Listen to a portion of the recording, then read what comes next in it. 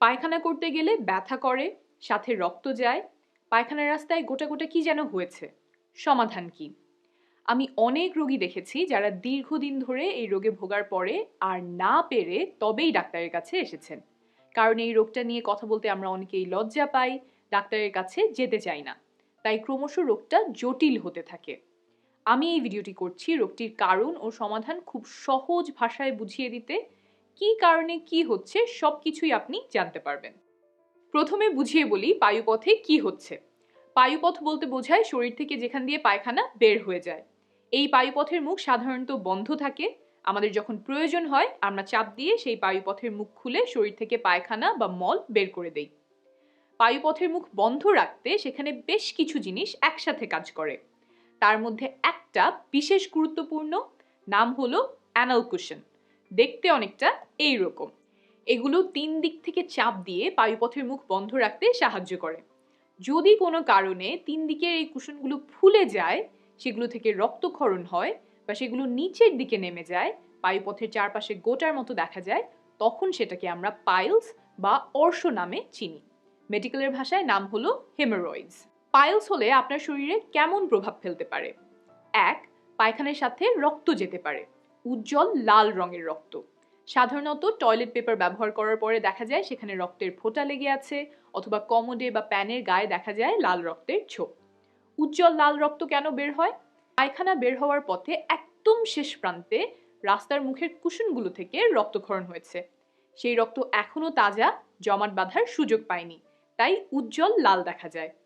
পক্ষান্তরে রক্তক্ষরণ যদি আরো আগেই হতো, ধরেন পাকস্থলীতেই রক্তক্ষরণ হয়েছে, তারপর সেই রক্ত নাড়ি ভুঁড়ি দিয়ে আস্তে আস্তে জমাট বাঁধে, জমে পায়খানার সাথে মিশে যায়, তখন পায়খানার রং হয় আলকাত্রার মতো কালো। এমন হলে দ্রুত হাসপাতালে যেতে হবে, কারণ পরীক্ষা করে দেখা প্রয়োজন কি হয়েছে। 2. কুশনগুলো ফুলে পায়ুপথ দিয়ে বেরিয়ে আসতে পারে। তখন নরম গোটার মতো মনে হয়।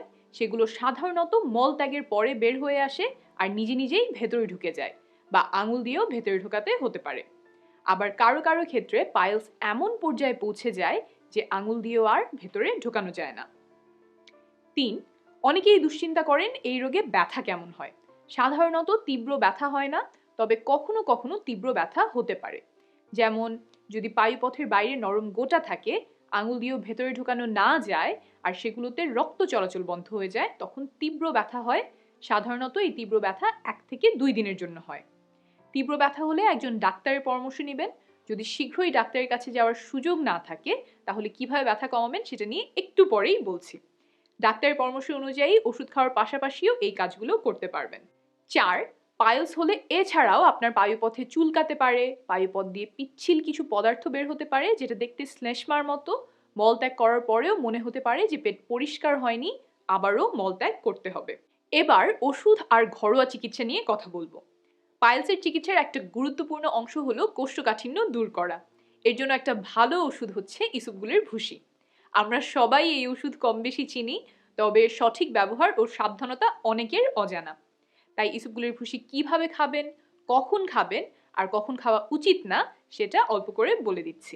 প্যাকেটের গায়ে লেখা নির্দেশনা অনুযায়ী পরিমাণ মতো পানি নিয়ে তাতে ইসবগুলের ভুসি ভালোভাবে গুলিয়ে নেবেন, যাতে শরবতটি দেখতে পরিষ্কার বা হালকা ঘোলা দেখায়। বানানোর পর রেখে দিবেন না, সাথে সাথেই খেয়ে ফেলবেন। অনেক রোগীর কাছ থেকে শুনেছি যে শরবতটি গুলিয়ে তারা রেখে দেয়, এটা কিন্তু সঠিক ব্যবহার নয়। রেফারেন্স নিচে দেয়া আছে। সাধারণত দিনে 2 বেলা খেতে হয়, খাবার খাওয়ার পরে খেলে সবচেয়ে ভালো। ইসবগুলের ভুসি খেলে দিনে অন্তত 2 লিটার করে পানি পান করবেন। অল্প কিছু মানুষের ক্ষেত্রে দেখা যায় যে ইসবগুলের ভুসি খেয়ে পর্যাপ্ত পরিমাণ পানি না খাওয়ার ফলে গলনালী এবং অন্ত্রের মুখ আটকে যায়। আপনি অবশ্যই এই ঝুঁকি নিতে চাবেন না। কিছু কিছু সময়ে এই ইসবগুলের ভুসি খাওয়া যাবে না। সেগুলো কি কি? 1. রাতে ঘুমানোর ঠিক আগে খাবেন না। তাতে আপনার বৃহদন্ত্র অর্থাৎ শরীরের যেখানটাতে মল তৈরি হয় সে জায়গার মুখ বন্ধ হয়ে যাওয়ার সম্ভাবনা বাড়ে। চিকিৎসা বিজ্ঞানের ভাষায় এটাকে বলে অবস্ট্রাকশন। এটা একটা এমার্জেন্সি। এমনটা হলে জরুরি ভিত্তিতে হাসপাতালে যেতে হয়। আপনার আগে যদি এমনটা হয়ে থাকে তাহলে আপনি ইসবগুলের ভুসি খাবেন না। 2. যদি পেটে ব্যথা, বমি ভাব বা বমি হয়। 3. আগে ইসবগুলের ভুসি খাওয়ার পরে আপনার শরীরে যদি বিরূপ প্রতিক্রিয়া হয়ে থাকে। 4. যদি দীর্ঘদিন ধরে কোষ্ঠকাঠিন্যের ফলে পায়ুপথের মুখে পায়খানা আটকে গেছে এমন হয়। 5. যদি আপনার পায়খানা বা মলত্যাগের অভ্যাসে হঠাৎ পরিবর্তন হয় এবং সেটা 2 সপ্তাহের বেশি থাকে। 6 আগে থেকেই পায়ুপথ দিয়ে রক্ত যায় এবং সেটার কারণ এখনো জানা যায়নি। 7 যদি কোলনিক অ্যাটনি বা বৃহদন্ত্রের মাংসপেশি দুর্বল বা ধীর গতির এমন রোগে ভোগেন। ডাক্তারের পরামর্শ ছাড়া নিজে নিজে একটানা অনেক দিন ইসবগুলের ভুসি খাবেন না, এটা কিন্তু একটা ওষুধ। ডায়রিয়া সহ এর আরও কিছু পার্শ্ব প্রতিক্রিয়া হতে পারে। 3 দিন ব্যবহার করার পরে কোষ্ঠকাঠিন্যের কোনো উন্নতি না হলে ডাক্তারের পরামর্শ নেবেন। এবার আসছি ব্যথার ওষুধ প্রসঙ্গে। ব্যথার জন্য প্যারাসিটামল খেতে পারেন। আরও অনেক ধরনের ওষুধ আর মলম আছে, ডাক্তারের পরামর্শ অনুযায়ী সেগুলো ব্যবহার করতে পারেন। পাইলস হলে কিছু কিছু ব্যথানাশক ওষুধ খাওয়া যাবে না।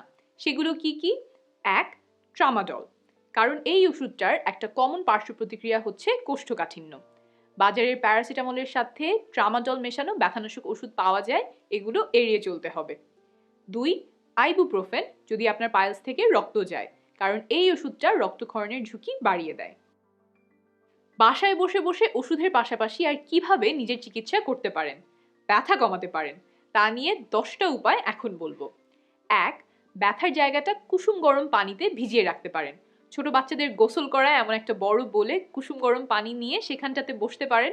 সদ্য যারা মা হয়েছেন তাদের পাইলসের সমস্যা থাকলে দেখা যায় বাচ্চা হওয়ার পরে প্রথম কয়েকদিন সমস্যা বেড়ে যায়। তাদেরকেও এই কুসুম গরম পানি ব্যবহারের পরামর্শ দেওয়া হয়। তারা এটা দিনে 3 বার পর্যন্ত করতে পারেন। আর মায়েরা কোথাও বসার সময় একটা বালিশ ব্যবহার করে সেটার উপর বসতে পারেন। 2 একটা প্যাকেটে কিছু বরফ নিয়ে সেটা তোয়ালে দিয়ে পেঁচিয়ে পায়ুপথের গোটাগুলোর উপর লাগাতে পারেন। 3 বিছানায় শুয়ে পা উঁচু করে রাখতে পারেন, তাহলে গোটাগুলোতে রক্ত চলাচল সহজ হবে। পায়ের নিচে বালিশ দিতে পারেন। খাটের পায়ের নিচে কোনো কিছু দিয়ে খাটের এক পাশ উঁচু করে সেদিকে পা দিতে পারেন। 4 পায়ুপথ পরিষ্কার পরিচ্ছন্ন আর শুষ্ক রাখবেন। মলত্যাগ করার পরে খুব জোর দিয়ে মুছতে যাবেন না, টয়লেট পেপার হালকা ভিজিয়ে তারপর সেটা দিয়ে মুছতে পারেন। 5 মলত্যাগ করার সময় খুব জোরে চাপ দেওয়া যাবে না।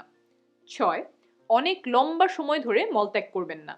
টয়লেটে বসে বসে মোবাইল চালানো, বই পড়া বা অন্য কাজ করাতে মনোনিবেশ করবেন না। মোট কথা, প্রয়োজনের অতিরিক্ত সময় টয়লেটে বসে থাকবেন না। 7 পায়খানার চাপ আসলে সেটা আটকে রাখবেন না। পায়খানা আটকে রাখলে দিন দিন সেটা থেকে পানি শুকিয়ে শক্ত হতে থাকে, তাই চাপ আসলে দেরি না করে বাথরুমে চলে যাবেন। 8 কোষ্ঠকাঠিন্য এড়িয়ে চলতে খাদ্যে যথেষ্ট পরিমাণ ফাইবার বা আঁশ নিশ্চিত করবেন এবং প্রচুর পরিমাণে পানি পান করবেন। এই দুটো কাজ করলে সাধারণত কয়েক দিনের মধ্যে কোষ্ঠকাঠিন্য দূর হয় আর কয়েক সপ্তাহের মধ্যে পাইলসের লক্ষণগুলোর উপশম হয়। 6 সপ্তাহ অর্থাৎ 1.5 মাস ধরে যদি খাবারের যথেষ্ট পরিমাণ ফাইবার নিশ্চিত করা যায়, তাহলে 95% পাইলস রোগীর পায়খানার সাথে রক্ত যাওয়া কমে আসে। খাদ্যে ফাইবার বাড়ানো নিয়ে আমি আরেকটা ভিডিওতে বিস্তারিত বলেছি, এখানে সেটাও বললে ভিডিও অনেক লম্বা হয়ে যাবে, তাই নিচে লিংক দিয়ে দিব। নিয়মিত শারীরিক পরিশ্রম করবেন। ভারী ব্যায়াম বা প্রতিদিন দৌড়াতে হবে এমন না, শরীরকে চলমান রাখতে হবে। সেটা হাঁটা চলা, হালকা স্ট্রেচিং, যোগব্যায়াম ইত্যাদির মাধ্যমেও হতে পারে। আপনি অল্প অল্প করে শুরু করতে পারেন। দিনে 20 মিনিট হাঁটেন, একবেলা দিয়ে শুরু করেন, তারপর দিনে 2 বেলা সকালে আর সন্ধ্যায় হাঁটেন। শুরু করেন সপ্তাহে 3 দিন এমন করে, আস্তে আস্তে 5 দিনে আনেন। গবেষণায় দেখা গেছে এতটুকু হাঁটলেও সেটা কোষ্ঠকাঠিন্য কমাতে কার্যকরী। 10 ওজন অতিরিক্ত হলে সেটা কমিয়ে ফেলুন। কখন ডাক্তারের পরামর্শ নিতে হবে? 1 যদি 7 দিন বাসায় চিকিৎসা করেও পাইলসের কোনো উন্নতি না দেখেন। 2 যদি বারবার পাইলস হতে থাকে। 3 বয়স যদি 55 এর বেশি হয় এবং প্রথমবারের মতো পাইলসের লক্ষণ দেখা দেয়। কখন দ্রুত হাসপাতালে যাবেন? 1 যদি পাইলস থেকে পুঁজ বের হতে থাকে। 2 যদি গায়ে খুব জ্বর আসে, কাঁপুনি হয় বা খুব অসুস্থ লাগে। 3 যদি অনবরত রক্তক্ষরণ হতে থাকে। 4 যদি অনেক বেশি রক্ত যায়, কোমরের পানি লাল হয়ে গেছে বা বড় বড় রক্তের চাকা যাচ্ছে। 5 যদি খুব তীব্র ব্যথা হয়। 6 যদি পায়খানা আলকাতরার মতো কালো হয়। নিরাপদে থাকবেন, শীঘ্রই আবার দেখা হবে।